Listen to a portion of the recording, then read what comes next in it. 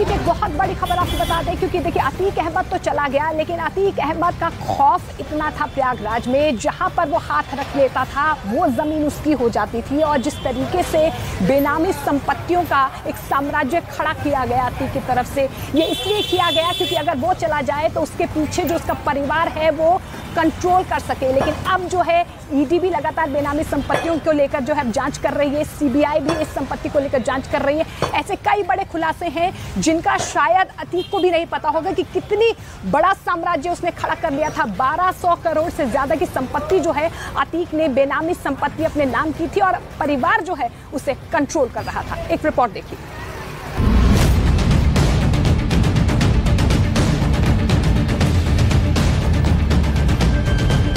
एक अतीक और उसकी करतूत इतनी कि सुनने और सुनाने में पूरा दिन निकल जाए। अतीक का तो अंत हो गया, लेकिन उसकी क्राइम कुंडली जैसे जैसे खुल रही है, गुनाह के एक एक पन्ने उसकी करतूत की गवाही देते जा रहे हैं। अतीक की क्राइम कुंडली में वसूली से लेकर हत्या और कब्जे की कहानियों के सबूत निकल रहे हैं।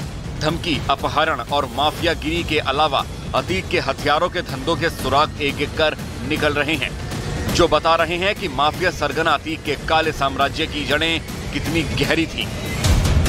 अतीक जब तक जेल से बाहर था, पूरा प्रयागराज उसके आतंक के साए में रहा। जेल जाने के बाद भी अतीक का खौफ शायद ही कभी उसके सताए लोगों के बीच कम हुआ हो, और इसकी वजह बड़ी साफ थी। अतीक ने कब्जे और वसूली का जो नेटवर्क बनाया था, वो उसके जेल जाने के बाद भी पूरी तरह से एक्टिव था। अतीक को जो पसंद आता था वो उसका हो जाता था। जहां अतीक खड़ा हो जाता था, वो जमीन अतीक की हो जाती थी।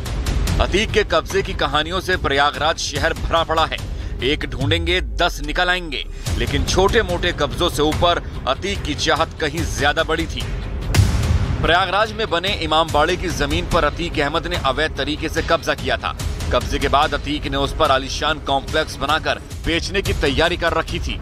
अवैध कब्जे की जमीन के कई हिस्सों को अतीक ने बेच भी डाला। बाद में जब शिया वक्फ बोर्ड को इसकी भनक लगी, तो वक्फ बोर्ड के चेयरमैन ने इसकी जानकारी सीएम योगी को दी, जिसके बाद योगी सरकार ने इस मामले की जांच सीबीआई को सौंप दी।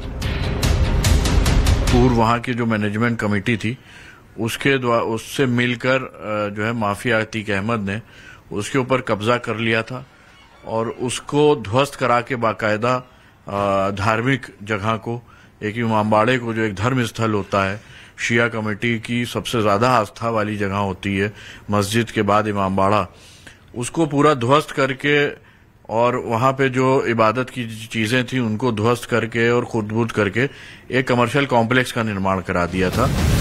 वक्फ बोर्ड की जिस जमीन पर अतीक ने अवैध कब्जा किया था, उस पर योगी सरकार का बुलडोजर चल चुका है और उस जमीन की कीमतें करोड़ों में हैं। कोई मुकदमा नहीं हुआ, शिकायतें की गई, कोई कार्रवाई नहीं हुई, पूरा निर्माण हो गया। फिर जब सरकार बदली, हमने शिकायत की इसके ऊपर कार्रवाई हुई, इसको ध्वस्त कराया गया पूरा उस कॉम्प्लेक्स को। इस पे हमने सीबीआई जांच की मांग की।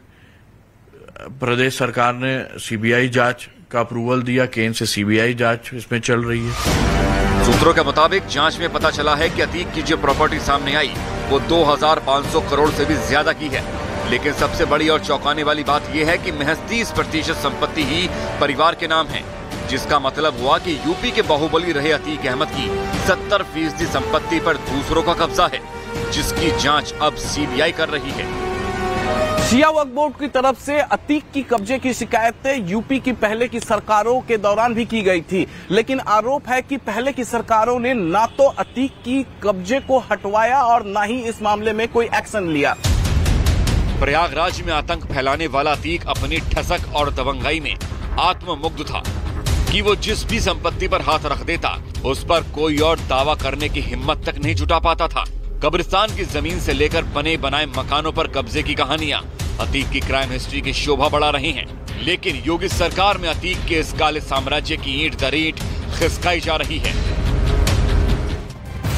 तो अतीक अहमद की प्रॉपर्टी को लेकर लगातार बड़े बड़े खुलासे हो रहे हैं। इस बीच दीपक बिष्ट हमारे सहयोगी हमारे साथ जुड़ रहे हैं। दीपक, लगातार बेनामी संपत्ति पर ईडी की तरफ से कार्रवाई की जा रही है। यूपीएससी लगातार गुड्डू मुस्लिम और शाइस्ता परवीन की धरपकड़ के लिए लगा हुआ है।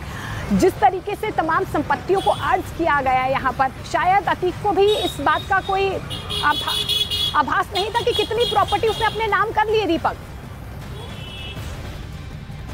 देखिए बिल्कुल बाहुबली इसलिए कहा जाता है उसे क्योंकि जब हमने इससे पहले जब 15 अप्रैल को अतीक और अशरफ की हत्या की गई थी, तो उसके बाद हमने उन गांवों की ओर रुख किया था जहां पर लोगों की प्रॉपर्टियों को कब्जाना और उसके बाद या फिर जबरन उनकी प्रॉपर्टी को सस्ते दामों में, औने पौने दामों में खरीदना अतीक का पेशा रहा।